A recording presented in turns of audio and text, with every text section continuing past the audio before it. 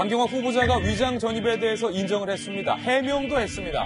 그런데 해명 후에도 뭔가 석연치 않은 점이 남았다는 겁니다. 그런데 거기에 추가로 유령 회사, 이른바 페이퍼 컴퍼니 의혹까지 제기됐습니다. 과연 강 후보자가 청문회를 잘 통과할 수 있을지 주목을 해볼 필요가 있을 것 같습니다. 먼저 어제 강 후보자가 저희 돌직구쇼에서 제기한 위장 전입 의혹에 대해서 해명한 부분을 직접 들어보시죠. 엄마의 마음으로 아이가 다시 학군에 적응하는데 좀 더 편한 상황이 됐으면 좋겠다 하는 생각에 제가 다니던 이화여고에 꼭 묻고 싶은 마음이 생겼습니다. 그때 마침 아는 은사께서 그 주소지를 소개해 주셔서 그 주소지로 주민등록을 옮기게 되었고, 그리고 아이가 이화여고를 다니게 됐습니다. 제가 엄마가 단독으로 한 일이었는데 청와대 쪽에서 물어보니까 혹시 아마 그게 친척집이었지 않아? 이렇게 쉽게 대답을 한 모양인데 친척집은 전혀 아니었습니다. 네, 결국 위장 전입한 집이 친척집이었다라는 것은 남편이 잘 모르고 청와대에 한 말이다라는 해명이었고요. 위장 전입한 그 집은 은사가 소개해줘서 위장 전입을 하게 됐다. 그리고 그 위장 전입한 곳의 소유자가 누구인지, 누가 전세권을 갖고 있었는지는 전혀 알지 못했다라고 해명을 했습니다. 하지만 그 은사님이 누구인지, 그리고 어떻게 이화 학원의 도움을 받은 것인지에 대해서는 입을 아꼈습니다. 이화여고의 전 교장 선생님을 저희들이 좀 인터뷰를 해봤는데 위장 전입을 한 그 집, 어떤 성격의 집이었는지 물었습니다. 강 후보자가 위장 전입한 아파트는 이화 외고 원어민 교사 숙소였다. 강 후보자를 만났을 때 이런 좋은 학교에 큰딸이 입학했으면 좋겠다고 했다라고 밝혔고요. 이화 학원 측 관계자도 좀 물어봤습니다. 그 아파트는 어떤 아파트인가요? 이화 외고 원어민 교사의 요청이나 수요에 따라서 보통 2채 정도 아파트 전세권을 설정해 놓는다.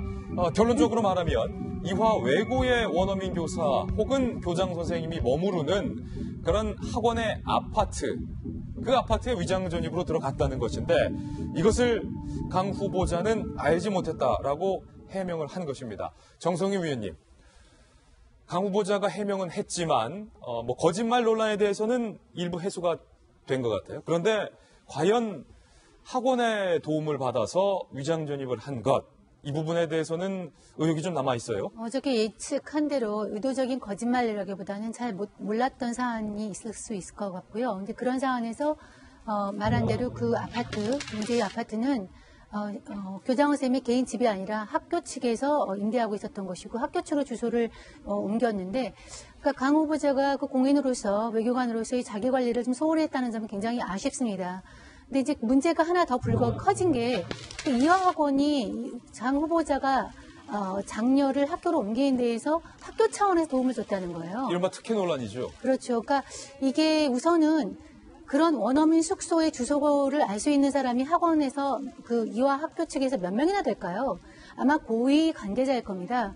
고위 관계자가 학교에서 그런 숙소를 가지고 있다는 걸 알고 거기다 주소를 옮기라고 했을 경우에는 분명히 학교 차원에서 도움을 준 거고, 이거는 바꿔 말하면 사학비리로 볼 수 있는 측면이 있어서 사학비리의 여지가 있다. 해명은 됐지만 의혹은 더 커졌다. 예. 쉽게 이렇게 청문회에서 쉽게 넘어가기는 어려운 상황이 됐다, 이렇게 볼 수 있을 것 같고, 또 한 가지는 이제 청문회까지 이제 가지 않겠습니까? 청문회에 가게 되면은 이런 도덕성 논란 플러스 해서 또 외교부 장관으로서의 능력에 대해서 검증을 받아야 되는데, 그 능력 부분에서도 주로 강 후보자가 위원회에서 활동을 했기 때문에, 다자회계에서 활동을 했기 때문에 4강 외교나 위안부 문제라든지 사드 배치라든지 북핵 관련해서 굉장히 경험이 부족해서 이것도 두 가지 다 좀 검증해서 통과하기가 쉽지 않다는 생각이 개인적으로 듭니다. 일단 강 후보자가 어제 거짓말을 한 것은 아니다 라면서 이 거짓말 논란을 정면 돌파를 선택했는데, 한 가지 남은 것은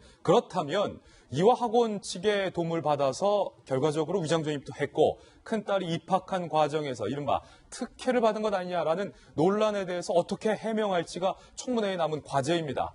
강경화 후보자와 재단법인, 학교법인 이화학원 측이 꽤 친밀했다라는 방증은 곳곳에서 나오고 있습니다. 2000년 11월 10일 이화여고의 교보에서도 강 후보자와 당시 이화여고의 교장 선생님이 만났다는 내용이 나옵니다. 함께 보시죠. 2000년 11월 10일 이화여고의 교보입니다. 강경화 후보자가 뭐랄까요, 자랑스러운 동문의 자격으로 당시 교장 선생님을 인터뷰한 게 교보에 실린 건데, 동창에게 바라는 한 말씀이라는 질문을 하자 누구 선생님께서 30명 동창을 모아서 학교 발전기금 100만 원을 보내줬다. 직능별 모임 또는 부유한 동창의 적극적인 협조를 바란다.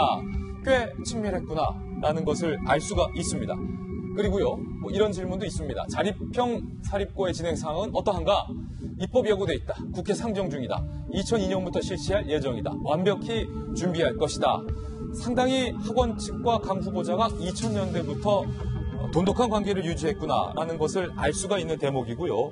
어제 강 후보자의 해명에도 불구하고 오늘 한겨레 신문과 중앙일보 그리고 저희 동아일보에서는 이런 의문점을 제시했습니다. 함께 보시죠. 강 후보자의 해명 이후에 제기된 의문, 먼저 한겨레 신문입니다. 오늘자 기사. 온 가족이 위장 전입하는 주소지가 누구의 명의로 된 곳인지 몰랐다라는 강 후보자의 해명은 또 다른 거짓 해명 논란을 부를 가능성이 있다. 강 후보자의 해명 이후에도 과연 몰랐을 것인가에 대해서 한겨레 신문이 강한 의문을 제기하고 있습니다. 그리고 중앙일보입니다. 오늘자 기사인데요.